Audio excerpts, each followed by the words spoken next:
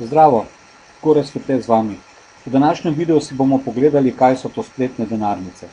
Spletne denarnice so spletna mesta, kjer imate spravljenega nekaj svojega denarja, s katerim potem lahko dokaj varno kupujete stvari, ki jih potrebujete na internetu. Lahko pa si tudi v primeru, da imate kakšne zaslužke, nakažete te zaslužke v spletne denarnice in spet potem ta denar potrošite za določene nakupe na internetu. Ali pa, ukoliko imate tega zaslužka dovolj, lahko naročite v teh spletnih denarnicah tudi predplačilne kartice, s katerimi potem lahko plačujete tudi doma, na bankomatih ali v trgovinah.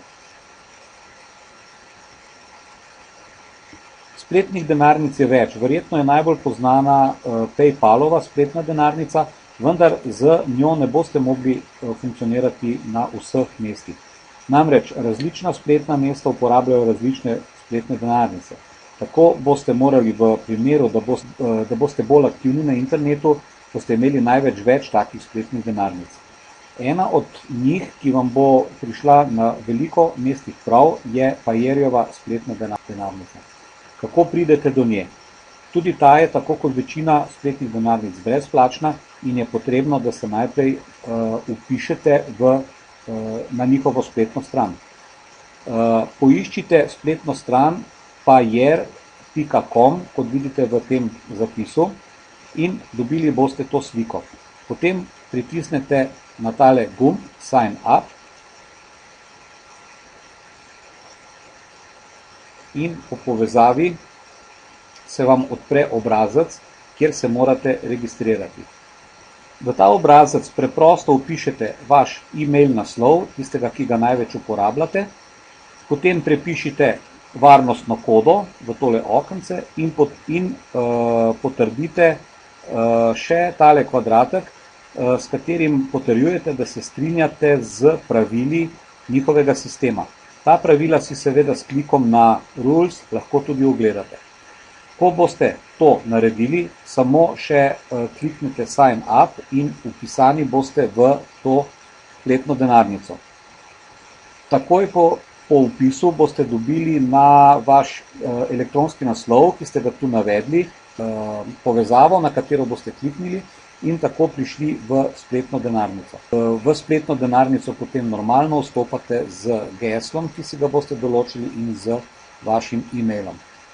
Ker sem jaz v to denarnico že prijavljen, tega tukaj ne bom izpolnjeval in bomo šli na naslednji korak, kjer vam bom pokazal, kako se prijavite in kako izgleda ta denarnica. V prihodnje, ko boste že registrirani in boste hoteli pogledati vaše stanje oziroma izvršiti določena nakazila iz vaše spletne denarnice Payer, boste dostopali tako, da boste kliknili na gumb Login. Jaz imam veliko teh denarnic in veliko spletnih naslovov, zato si jaz gesel ne zapomnim.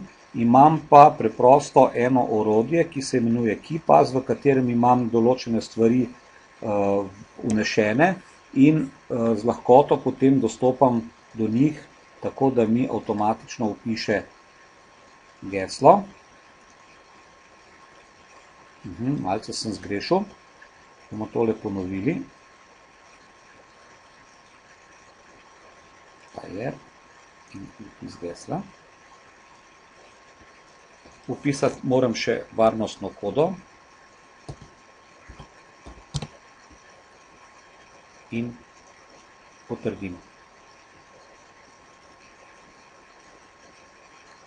No, zdaj smo v sami spletni denarnici.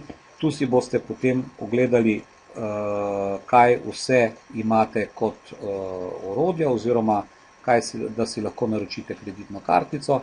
Tule imate stanje po posameznih valutah, dolarji, evri, rubli in pa bitcoini, recimo, da so te valute. Lahko pa določite tudi še druge, vendar večinoma uporabljamo dolarje, evre in pa bitcoine. Bilo zaenkrat iz tega vse. Hvala lepa za pozornost in oblikujte si to denarnico, potrebovali jo boste.